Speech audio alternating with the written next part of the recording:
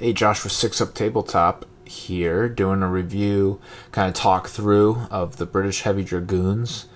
I got mine out of this Wellington's British Army starter set. I know you can purchase them individually under the a Heavy Cavalry Brigade. I'm just going to talk through the process of painting them, some ups and downs, and just my overall experience of painting and preparing the British Heavy Dragoons to play with. Let's get into it. Alright, let's start. So I guess the first thing I want to cover is that these are based primarily on the Union Brigade, the Enniskillen. So the Heavy Dragoons, and one of the first things that just to look at when covering these units is, now it's personal just to me, but man, I think Dragoons are super cool. It's just iconic with their Grecian or whatever that is style helm that they have with the horsehair on the back. Just makes them super iconic, visually stand out. Everybody familiar with the period would just know that they're dragoons. The red, I mean, it looks really sharp. Seeing them all together, all 30 of them, really paints like a really awesome picture of what that would be like to have the regiments riding out together. So that's another big plus. And I think another big plus that I enjoyed was just having diversity of painting the different horses. Having some different horse colors and the different stockings on their legs and stuff really make the unit feel a little bit diversified, even though they're all very much similar in how they're painted with the red and white scheme.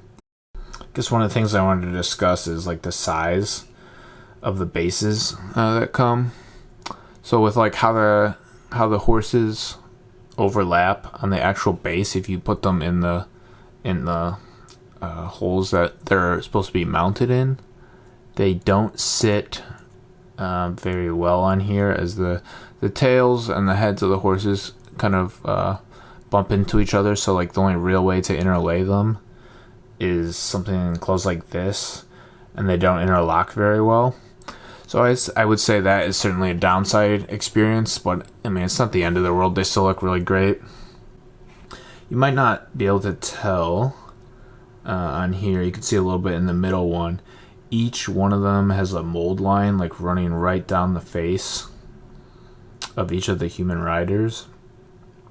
And while you wouldn't be looking exactly at that, it just seems, and I get maybe why they needed to do that, but I guess in terms of model quality, it definitely knocks it down a little bit, just having that mold line right down through the model, especially through the face. It kind of like contorts the face when you're trying to paint the face features and the different mustaches on those who have it. This is just personally for me, and they do look good at a distance. Personally for me, I was not as pleased. I used contrast paint on all the horses,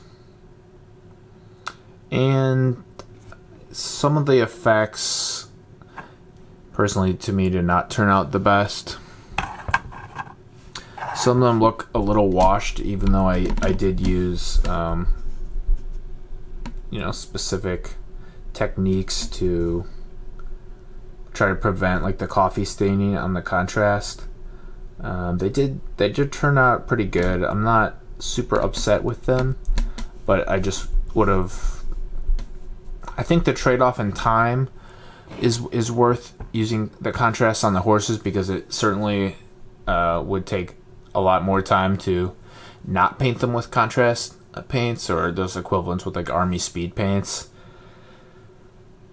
So I feel like it's kind of a mixed bag. It's worth it for the time, but I think I would have ultimately preferred using normal acrylics in a non-contrast style. But for 30 horses, and it's definitely worth it.